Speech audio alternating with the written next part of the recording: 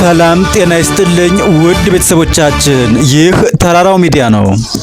ብሬን ተኳሹ ፋኖ ከበባውን በማጠስና ጠላትን በመደምሰስ ወደ ገን መቀላቀሉን አፋብን አስታውቋል። አፋብን በተቆጣጠራቸው ቦታዎች አካባቢ ህዝባዊ ውይይት እያደረገ እንደሚገኝም ተነግሯል። በደቡብ ክልል ጋሞ ዞን በተከሰተ የጸጥታ ችግር ምክንያት ከ15 ሰዎች በላይ መገደላቸው ታውቋል። የአርመኒያው አገዛዝ የቀኝ እጅ በመሆን የሚታወቁት መሐመድ ቢን ዛይድ ባጋጠማቸው የጤና እክል ምክንያት ከፍተኛ የተባለ የጤና እክል እንዳጋጠማቸውም ለማወቅ ተችሏል። ሁሉንም በዝርዝር እንመለከታቸዋለን።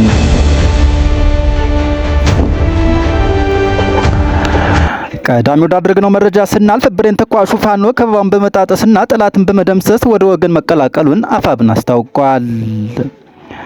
በዛሬው ዕለት የካቲት 10 2018 ዓ.ም የአማራ ፋኖ ብሔራዊ ንቅናቄ ምስራቅ አማራ ቀጠና ምኒልክ እዝ ጀነራል አሳምነው ጽጌ ኮር አካል የሆነው የሜጀር ጀነራል ውባንታ ባተ ክፍለ ጦር አባልና ብሬን ተኳሽ የሆነው አርበኛ ተመስገን አለሙ በዘመቻ 10 አለቃ ሀቢብ የሱፍ በተሰየመው ዘመቻ አይና ቡግና ዙሪያ በተካሄደው አውደ ውጊያ አርበኛው ታላቅ ጀብድ ፈጽሟል።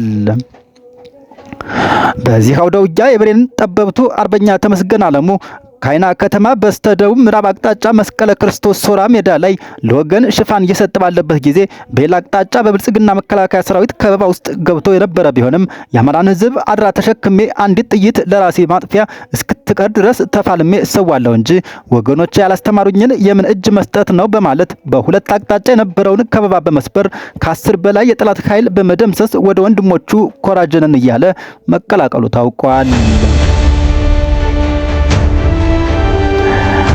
መዳረሻው ድልና ነጻነት የሆነው የአማራ ህዝብ የህልውና ተጋድሎ ተጠናክሮ ይቀጥላል ሲል የኮሩ ህዝብ ግንኙነት ክፍል መረጃውን አድርሷል። መረጃው የአማራ ፋኖ ብሔራዊ ንቅናቄ ምስራቅ አማራ ቀጠና ምኒልክ እዝ ነው።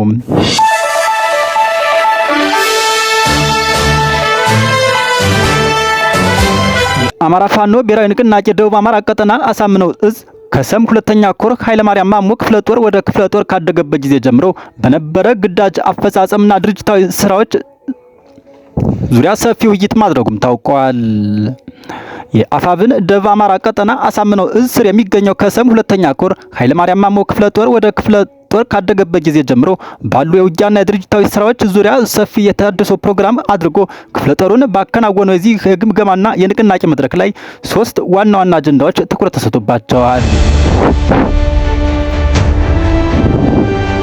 ከዋና ነጥቦቹ መካከል የሰራዊት ግንባታና ማደራጀት፣ ክፍለ ጦሩ ካለው ወቅታዊ ቁመና አንጻር ሰራዊቱን በስነ ልቦና የማነቃቃትና ይበልጥ ውጤታማ በሆነ መልኩ የማደራጀት ስራዎችም ተከናውነዋል። እንዲሁም የጀብዱ ተግባራት ግምገማ ክፍለ ጦር ወደ ከፍተኛ ወታደራዊ እርከን ካደገ በኋላ በየቀጠናው ባከናወናቸው ወታደራዊ ግዳጆች የታዩ ድሎችና የተመዘገቡ ጀብዶችም በጥልቅ ተገምግመዋል። እንዲሁም የቀጣይ አቅጣጫዎች በግምገማው የተገኙ ጠንካራ ጎኖችን በማስቀጠል እና ክፍተቶችን በመድፈን በቀጣይ የሚከናወኑ ወታደራዊ ኦፕሬሽኖች ዙሪያ ግልጽ መመሪያም ተቀምጧል። በመጨረሻም ይህ የታድሶ መድረክ የክፍለ ጦሩን የውጊያ ዝግጅትነት ወደ ላቀ ደረጃ እንደሚያሸጋግረውና ለቀጣይ የነጻነት ትግል ምዕራፍ ትልቅ አቅም እንደሚፈጥርም በመድረኩ ተገልጿል። መረጃው የአማራ ፋኖ ብሔራዊ ንቅናቄ ደቡብ አማራ ቀጠና ከሰም ሁለተኛ ኮር ኃይለ ማርያም ማሞ ክፍለ ጦር ሪፖርተር ክፍል አርበኛ ሀቀኛው ይታፈር ነው።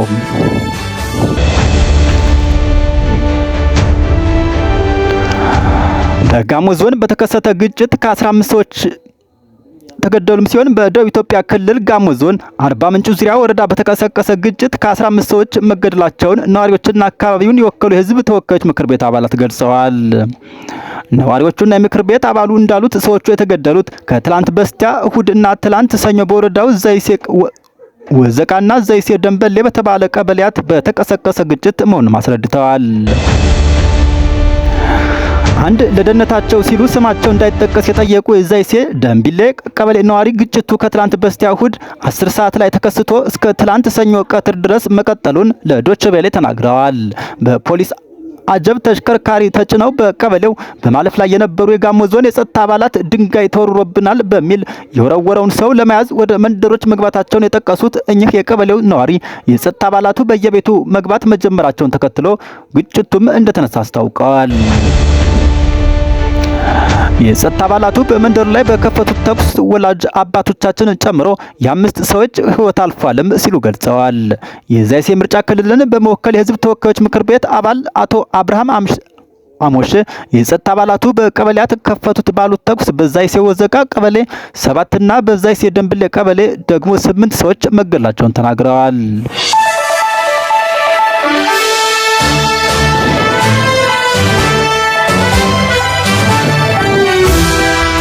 ዶቼ ቬለ እንዳረጋገጠው ተከስቷል የተባለውን ግጭት አስመልክቶ ምላሽ ለማግኘት የጋሞን ዞን አስተዳደር ሆነ የዞኑን ፖሊስ መምሪያ ኃላፊዎች ለማነጋገር ያደረገው ጥረት እንዳልተሳካም አስታውቋል። ይሁን እንጂ ከቀናት በፊት በተካሄደው የደቡብ ኢትዮጵያ ክልል 5ኛ ዓመት 6ኛ መደበኛ ጉባኤ ላይ የስራ ሪፖርት ያቀረቡት የክልሉ ርዕሰ መስተዳድር አቶ ጥላሁን ከበደ የክልሉን የጸጥታ ጉዳይ በሪፖርታቸው ጠቅሰዋል።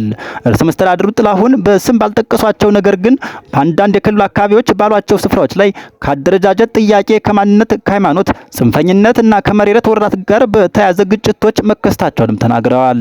በግጭቶቹ በሰውና በንብረት ላይ ጉዳት መድረሱን የጠቀሱት ርዕሰ መስተዳድሩ የተወሰኑ ግጭቶች በእርቅ እንዲፈቱም ተደርጓል ሲሉም ገልጸዋል። በተፈጠረው ግጭት ምክንያት ተዘርፈው የነበሩ ንብረቶችም ለባለቤቶች የመመለስ ስራዎች እየተከናወነ ሲሆን ግጭት ጨማቂዎችም ለሕግ እንዲቀርቡ ተደርጓል ማለታቸው ይታወሳል። በመጨረሻም የብልጽግናው አረመኔ አገዛዝ የራሱን ህዝብ እንዲጨፈጭፍ ከፍተኛ የተባለ ድጋፍ በማድረግ የሚታወቁት ቱርክና የተባበሩት አረብ ኤሚሬትስ ሊያደርጉት የነበረውን ውይይት መራዘሙ ታውቋል።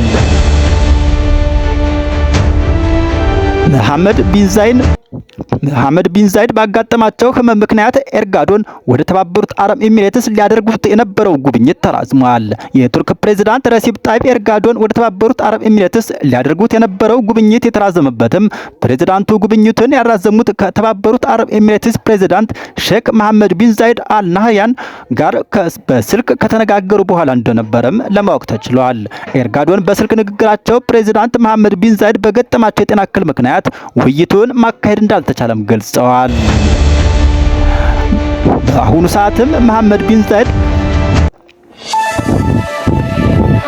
አስጊ የሚባል ደረጃ ላይ እንደሚገኙም ተጠቅሷል።